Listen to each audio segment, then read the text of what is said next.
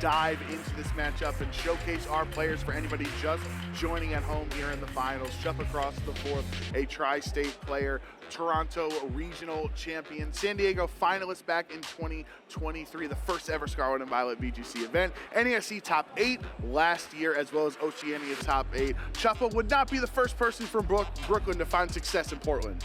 Yeah, that San Diego regional final was with Dondozo, so he's not unfamiliar to bringing Dondozo this far into a tournament. Yeah, we see the team there. We've seen it on stream a couple of times. You see the small adjustments from how Dondozo has been played in the past. Now, with the Meteor Beam Power Herb Glamora, they can find, if given a moment, find huge damage onto the opposing team. And then the Ogerpon Teal Mask. But all of this just to support what is the main core, the Dondozo and the Tatsugiri, who can put out so much damage. I think one of the small, really important adjustments here is the Rocky Helmet on the Dondozo. On one layer, can help deal with Urshifu, and we've seen situations where Urshifu tried to just power through Dondozo, but even more relevant throughout this tournament has been its ability to just break the Focus Sash on Chien-Pao, pick up that last bit of damage on Chien-Pao, and that could be very important again in this matchup, as Alex does have a Focus Sash Chien-Pao. And Chuppa's opponent, Alex Underhill, a two-time regional champion, as well as all the way back in 2015, the U.S. Nationals top 8 finish, has not reached the regional finalists since all the way back in 2022, but he doesn't want to finish in second place, wants to get the W here against Chuppa. Dragonite, Entei, Chien-Pao, that combination, especially when you put it next to Fluttermane, can be so dominant. Yeah, I mean, this team just provides so much offense and in such varied ways. Lots of priority, lots of different types of offense, and just the right kind of bulk in different ways. Raging Bolt, a very naturally bulky Pokemon. Entei holding that Assault Vest, that means it can play into Fluttermane extremely well. Like I said before, this team feels already at this point a little bit emblematic of Regulation F. These are all Pokemon that are extremely common in the metagame, and they're having a ton of success together. Yeah, I don't think if you pull up the graphic, I don't think Alex has a Pokemon that's under 20 plus something % of the field here in day 2. So using 6 of the most popular Pokemon in the format right now, and he's going to need to use all of them against Chuppa's Ogerpon. That is the Teal Mask variant, not as popular as Wellspring, but has definitely put in work for Chuppa this weekend. Yeah, it's been pretty important, but with no Intimidate on the other side for Alex, there's not going to be Defiant triggering it. It is an important way to deal damage into things like the Fluttermane or the Chien-Pao. I think so much of these Dondozo matchups, especially when it's not a Dondozo that's trying to create infinite win conditions, right? It's not leftovers in grassy terrain and trying to just be too bulky to beat. It's trying to just take a couple of KOs, almost fight like a normal Pokemon while it's on the field. And so for it to win with that win condition, it needs to have its partners also deal important damage. And so I think in these matchups, whether Chuppa finds early KOs and additional damage before getting Dondozo on the field is going to be so crucial to how the match plays out. When we see that not happen, and instead Dondozo just go down maybe with Tatsugiri as well, and the rest of Chuppa's Pokemon left on an island, things haven't gone nearly as well. It's finally time to start the finals here in Portland. We started the weekend with over 500 trainers. We are down to Alex Underhill and Chuppa cross the fourth. Alex having the Fluttermane Chien-Pao lead compared to Chuppa's side with his Dondozo and Glamora. Yeah, Alex with the frail offense on the field, and this can be a really delicate position. You don't know where to send your attacks, because if you go into the Glamora slot, that could just become a Tatsugiri and those attacks don't land and Dondozo gets an attack off. But if you go into the Dondozo slot, Dondozo could easily just protect itself and allow a Meteor Beam to go off, and so there's no protects. Ice Spinner landing into Glamora for more than half health. Yeah, that brings it down to a spot where if Alex does double target, especially with the Shadow Ball, it would be more than likely to knock out. And yes, he did go for it. Alex calling Tatsugiri, not swapping in, and gets rewarded for it, where Glamora is taken out before Chuppa can even do anything. Now it's up to Dondozo's Wave Crash, which is a really strong attack, into the Fluttermane for the one-hit KO. Yeah, surprising to see that Wave Crash pick up a one-hit KO. Maybe Chuppa learning from previous matches that this Fluttermane is not trained the most bulky and is a little bit more vulnerable, and so is able to just pick up a KO with Wave Crash. So we see a trade there. Glamora for Fluttermane. Maybe a very risky play for Alex's side, right? It could have easily been Tatsugiri and 2 failed attacks and just the Fluttermane going down for free, but it's not that worst case scenario. Instead, both players can step back, breathe a little bit of relief. They got something out of that turn, even if they did give up something in that turn. Chien-Pao is now active on both sides of the field, meaning Sword of Ruin is affecting everybody, essentially. Dragonite doesn't really get hit by the Toxic Debris as a flying type, but he can still pack a heavy punch. One element of that last turn playing out with both Pokemon attacking is that Alex finds himself once again in the same position. Dondozo can protect, or Tatsugiri can come in. You don't know where to put the damage. It's a very difficult position to play from when you're in Alex's shoes. You just feel like you're taking a risk no matter what you do. The last one didn't pay off in a huge way, didn't get punished in a huge way. Chien-Pao will protect on Chuppa's end and Dondozo as well, so Chuppa just wants to take this game one slow, like many Dondozo players do. Wants to force Dragonite to lock into an attack and then make your adjustments. The extreme speed is the choice, as well as Sucker Punch failing on Alex's side. Yeah, so Dragonite now locked into extreme speed. We've seen Chuppa try to take advantage of that before by just using a Ghost Terastallization on Chien-Pao to make it invulnerable to that. Sucker Punch coming out as well. Alex just looking for picking up some valuable priority damage onto this team. I think it's going to be really interesting to see where Chuppa goes from here. We saw him take some big risks before, doing things like switching Dondozo into Tatsugiri while doing the Ghost Terastallization. But once that play's been done once in front of an audience that must have included Alex, you have to wonder if you're willing to take that risk again. Because if Tatsugiri comes in just to find itself KO'd on the switch in, then life becomes extremely difficult for Chuppa. All right, here's the turn. Chuppa going for the Tatsugiri switch in. So does Alex get razzle-dazzled and target that Chien-Pao slot, or was he smart enough to expect the Tatsugiri swap in? Commander activating on Dondozo, boosting all of its stats by 2 stages. What does the extreme speed target from Alex's Dragonite? It's going to be really important because every amount of damage is so crucial into Dondozo. He calls it into Dondozo, but look what +2 defense does to a non-Terra extreme speed, essentially taking as much damage from Rocky Helmet as he ditched out. But the Sucker Punch went towards the other slot, meaning Chien-Pao does no damage, and Wave Crash brings Dragonite down low. Yeah, so once again, a turn where both players are breathing a little bit of relief. It doesn't go disastrously for either. That wasn't an order up super effective into Dragonite. Instead, Wave Crash just lands into a resisted Dragonite and doesn't pick up a KO. Chien-Pao fails a Sucker Punch, maybe looking just to have some insurance against Chien-Pao on the other side, going for a Ghost Terastallization and attacking you to at least landed a Sucker Punch into it. And even if it doesn't Terastallize, you at least break the Focus Sash. But neither player gets exactly what they want. There's a little bit of compromise in that last turn, and we move into the next one. Another, or I should say, a protect from Dondozo here, meaning no damage should come from this turn. But Alex had 2 Sucker Punches in a row on Chien-Pao that failed. Kind of feels like Chuppa is regaining momentum here. Maybe, but this is a pretty vulnerable position for Dondozo. Can't switch, doesn't have a partner to try to attack in the meantime. You have to wonder if just extreme speed and Sucker Punch is enough to pick up a KO on Dondozo. This Dondozo isn't getting leftovers recovery in the meantime. It's just going to stay at the same amount of health. Oh, that brings it down pretty low with the extreme speed. Looks like it did more than the first one there. And it's Sacred Sword. It's not even Sucker Punch. Chien-Pao is just faster and knocks out the Dondozo thanks to the Rocky Helmet. However, that means that Chien-Pao will, take a little bit of damage there, and Chuppa has to bring his Chien-Pao back in response. Yeah, so if you're looking for bright spots of your Chuppa, at least that Focus Sash is broken. That gives your Chien-Pao a little bit of advantage. The Dragonite on the other side is extremely low and is locked into extreme speed, meaning that you could have your Chien-Pao go for a defensive Terastallization, but you also might need to have your Tatsugiri go for a defensive Terastallization. Has the Steel Terastallization available that might protect it from an extreme speed, because otherwise that Choice Scarf Tatsugiri cannot protect itself, and you really can't allow this game to simplify into a 1-on-3 with Chien-Pao by itself. Yeah, the Dragonite has actually gotten a lot of value considering that Chuppa just wanted to protect in front of it and force it to just continue to click one attack. Alex has kind of been totally okay with that, just clicking extreme speed every turn, getting a lot of damage. Yeah, he continues to pick up valuable damage, just finding the right targets for it, and now forcing a defensive Terastallization on Tatsugiri. You never enter a game expecting or wanting to use your Terastallization this way, but sometimes the situation calls for it, and now Tatsugiri is a Steel type. Steel does resist Tatsugiri, or I should say Steel resists the extreme speed, but not when there is a critical hit. And follow-up Sucker Punch means Chuppa's Terra is wasted in game 1. Now it's just the Focus Sash Chien-Pao against 3 Pokemon on Alex's side. This turn, at least he will get a Sacred Sword into the other side to knock out Chien-Pao, but Alex still has Dragonite, who will click extreme speed whenever he wants.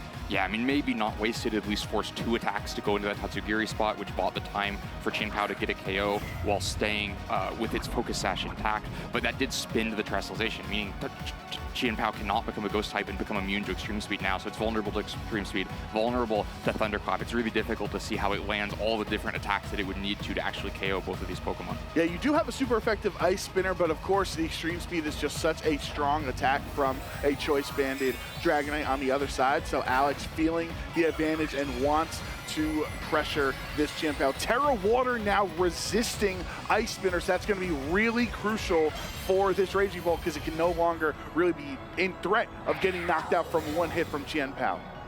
Yeah, I mean, just Alex getting further and further ahead, using that defensive Terrestrialization, which you've been able to preserve up to this moment, to make sure that Raging Bolt will need at least 2 hits for Chien-Pao to KO it. With only single target move, that means 3 total hits, 2 into Raging Bolt and 1 into the Dragonite, and there's just no way that's going to happen with Extreme Speed coming as the first thing the moment this Chien-Pao tries to attack. Yeah, anytime it goes for any attacks, there's the Extreme Speed and Thunderclap. As you're saying, this one should be wrapped up in Alex's favor. Chien-Pao brought down to under half HP, but a Sucker Punch does do some solid damage to let him know how much it would do to Raging Bolt in the following matches, and Chuppa's going to need to make some adjustments because Alex Underhill is 1 game away from becoming our Portland Regional Champion. Yeah, Alex picks up a win in a pretty well-played game, just puts damage on Dondozo at the right times, takes the right trades, so that then Dondozo felt very vulnerable.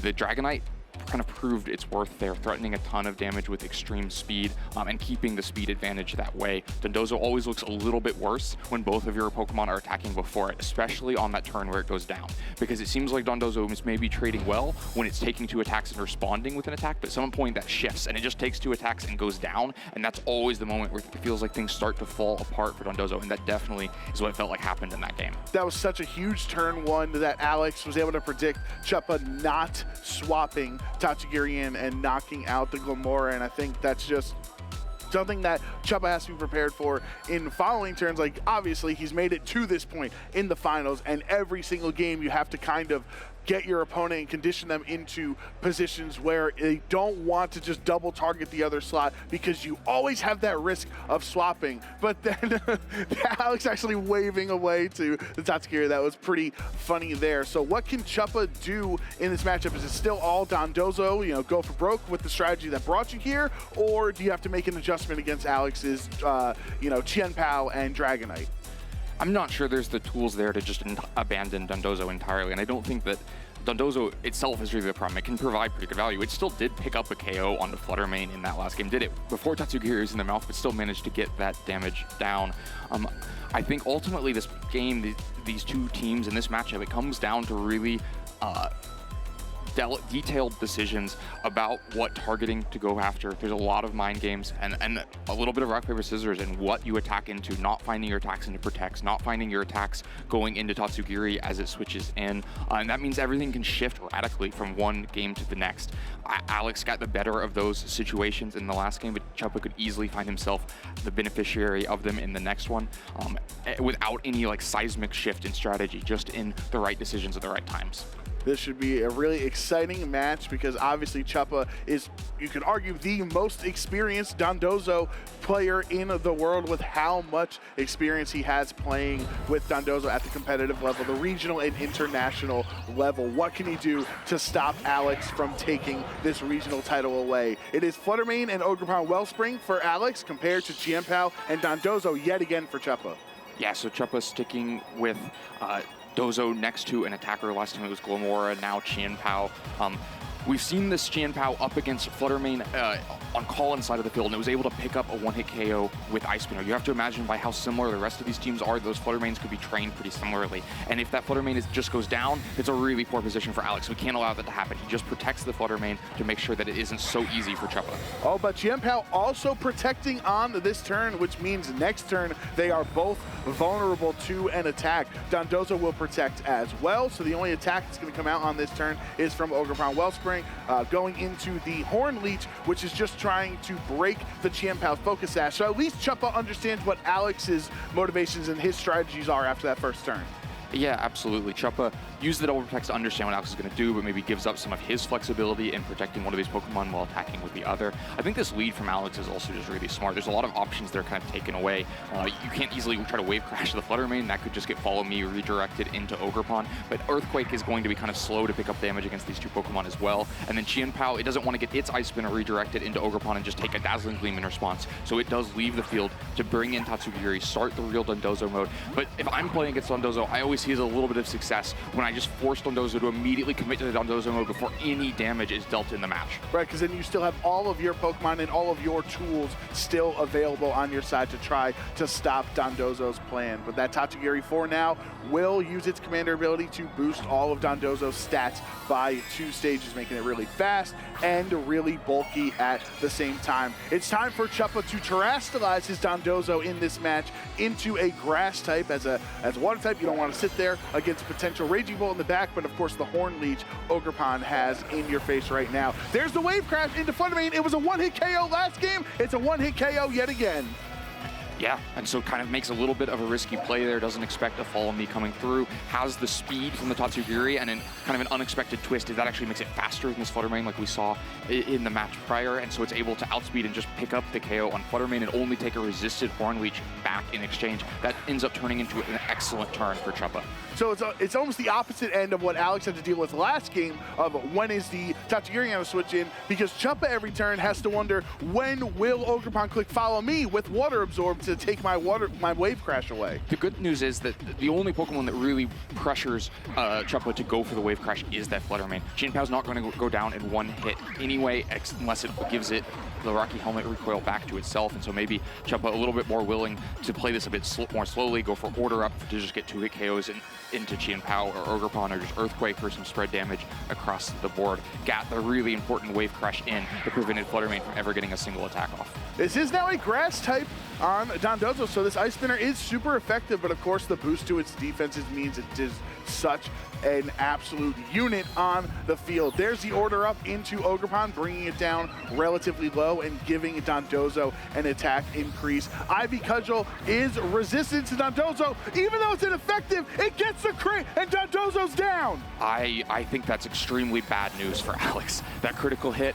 shifts how these KOs play out. If he does not get that critical hit, then on the next turn, he's able to take an Ice Spinner KO and then a Horn Leech into the Tatsugiri. Maybe not for a KO, but pick up some valuable damage into it, make sure it's vulnerable to priority moves in the back. But because that Ivy Cudgel crits and goes through the defense boost, Dondozo just goes down on that turn, and now Dondozo's a little bit done its job. It got the Focus Sash broken on Chien-Pao via the Rocky Helmet. It got the Flutter Mane knocked out. It got a chunk of damage onto the Ogerpon. Now it's up to these other 3 Pokemon. Tatsu fighting on its own, and that Chien-Pao Dragonite combination, which can pump out so much offense. And you don't have to worry about an Extreme Speed immunity anymore. That Flutter Mane is gone. You can kind of just commit to Dragonite Extreme Speed if you want to. Right, so how Len is explaining it, for those who don't know, the Tatsugiri, if Dondozo is knocked out in the middle of the turn, Tatsugiri will come back onto the battlefield and then be targetable for the following attacks. So sometimes you can actually, anticipate knocking out Dondozo and then going for a super effective attack, or a strong attack at least, into what will become the Tatsugiri slot. Yeah, and that opportunity kind of robbed from Alex there. It's always when you're playing against Dozo, one of the things you're looking to angle for, to see if it makes sense to make it happen, to just get kind of an extra KO and simplify it to 2 Pokemon. Not going to happen in this game. There's always trade-offs to that. You don't necessarily want to just have Dragonite and Chien-Pao land on the field right next to each other either. And if you feel like you can just deal with Tatsugiri, this isn't that much worse. But yeah, it's a 3-3 game at this moment. Both players holding one Pokemon unseen by the other. A lot of damage being threatened on the field. But Alex's team is much more chipped than Chuppa's. Follow Me from Ogerpon Wellspring will redirect attacks away from the Chien-Pao. At least the Extreme Speed is taken away. Ogerpon goes down while redirecting that Extreme Speed, so Chien-Pao gets to stay healthy. It looks like the Draco Meteor does connect. Chuppa was so worried, but it does go through. Special attack at the cost of getting rid of Chien-Pao. Chuppa takes that every time. There you see the value of that chip that the Dondozo was able to pick up. After taking the KOing the Flutter Mane, it didn't get any super significant like one-hit KOs or 50% damage, but it put Ogerpon low enough that the Extreme Speed was able to KO Ogerpon, and it broke the Focus Sash on Chien-Pao, which meant Draco Meteor with this Choice Scarf on Tatsugiri was able to outspeed and pick up that KO. And those little shifts mean that Chuppa just gets 2 attacks before Alex attacks at all, gets 2 KOs with Alex attacking at all, and is now 3v1 in this game with a decisive advantage. Alex has to concede and move us into a game 3 of this finals. This is as exciting as it gets between Chuppa and Alex making it to the game 3. Both of these trainers having pretty strong victories as well. So you see the 2 different strategies and how they work out. Alex is now the one on the back foot even after the game 1 victory. He has to make the adjustment. I think you really have to prioritize keeping Fluttermane safe. It's been 2 straight wave crash 1-hit KOs in this game.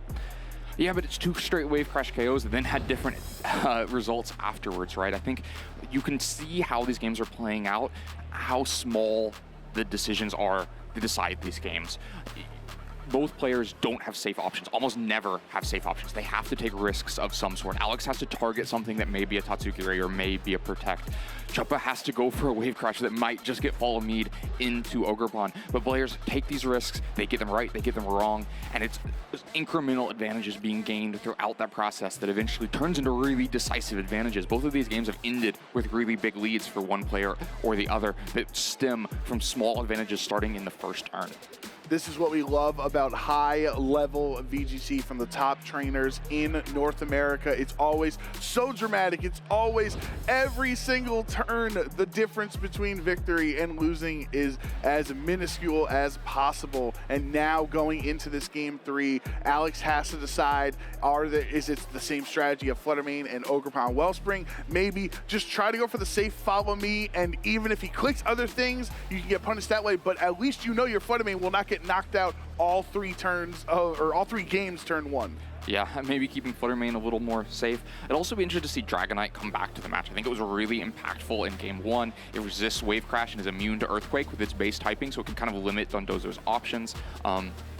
And also provides extreme speed that can keep a speed advantage on Alex's side. But in that last game, it was left at home for an Ogerpon that while it threatened Fall Me, Fall Me was never actually used at the pivotal moments, and so it didn't provide as much value. It's all going to be settled here in game 3 between Alex Underhill and Chuppa across the 4th. Chien-Pao on both sides, followed up by a Fluttermane for Alex and the Glamora on Chuppa's side. Yeah, so for the first time, we see Chuppa not lead Dondozo. He's got 2 attackers out on the field against 2 attackers from Alex's side, all very frail Pokemon, but of course Focus Sashes on both of these Chien-Pao makes them a little more safe. We've also seen the relationship of the Chien-Pao and the Fluttermane, where Chien-Pao can outspeed and just threaten a KO onto the Fluttermane.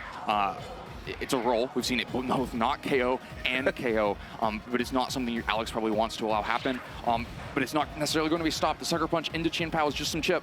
And Chuppa's Focus Sash is broken. Dazzling Gleam takes out Chien-Pao. You're not going to be able to knock out Fluttermane because Chien-Pao is down here on turn 1. Now it's going to be up to Glamora to do the damage. But the Sludge Bomb goes towards the Chien-Pao slot instead of Fluttermane.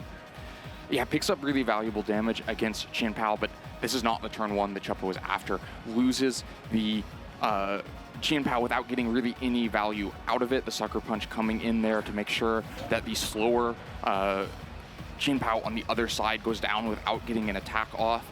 And Glamora doesn't have the best response to it. It can't do that much damage to Fluttermane on the higher special defense side, but it also pivotally doesn't use the Meteor Beam into Chien-Pao, so it doesn't put Chien-Pao at the Focus Sash. That means that Chien-Pao can actually still land an attack into this Dondozo without KOing itself. So it's very significant that there was only the Sludge Bomb and not the Meteor Beam. And this is the kind of advantage, the 1 Pokemon up already when Dondozo is forced onto the field, and maybe then Tatsugiri following up to be forced onto the field and the Dondozo mode committed to, that is the small advantage that stems into a bigger one if you can continue to put pressure onto Dondozo as Chuppa commits to Tatsugiri coming onto the field this turn. Yeah, it is time for Chuppa with his back against the wall to activate the Commander ability, putting all of his hopes of winning this regional into I would say Dondozo's shoes, but he doesn't wear any shoes in here. He has +2 to all of his stats. No swaps from either of Alex's Pokemon. Remember, the Ogerpon could potentially be in the back. He's got to be aware of that if you are Chuppa. But the Rocky Helmet does some solid damage back to Chien-Pao. Earthquake is the choice. That will be enough to take out Chien-Pao, but not enough for the Fluttermane. Alex nodding his head, agreeing with that move, meaning Moonblast goes into that slot, and that's a critical hit, and Dondozo's down! Yeah, that is a critical hit that is actually very impactful and helpful for Alex to get rid of Dondozo on that turn. The Dondozo's already shown that it's faster than the Fluttermane, so it would have been a problem to deal with on the next turn. And I think there you can see the kinds of small advantages building. If that had been a Meteor Beam into Qianpao on turn 1, then the Sacred Sword would have KO'd the Qianpao back, and Dondozo would have been free to just wave crash the Fluttermane and pick up that KO without allowing the Moonblast. But because Qianpao was not so low, it had to be an Earthquake to make sure that Qianpao went down and there was damage put on Fluttermane, but not as much damage put on Fluttermane. That allows the Moonblast to go off, that Moonblast KOs Dondozo, and now Chuppa is staring down a 2-3 disadvantage with no Dondozo left. Tatsugiri having to lock into a move at this moment, facing down a Dragonite that he still doesn't know whether it will be a normal type or a Dragon type in the long term. That makes it very difficult for Tatsugiri to lock into a move correctly and choose a Terra correctly.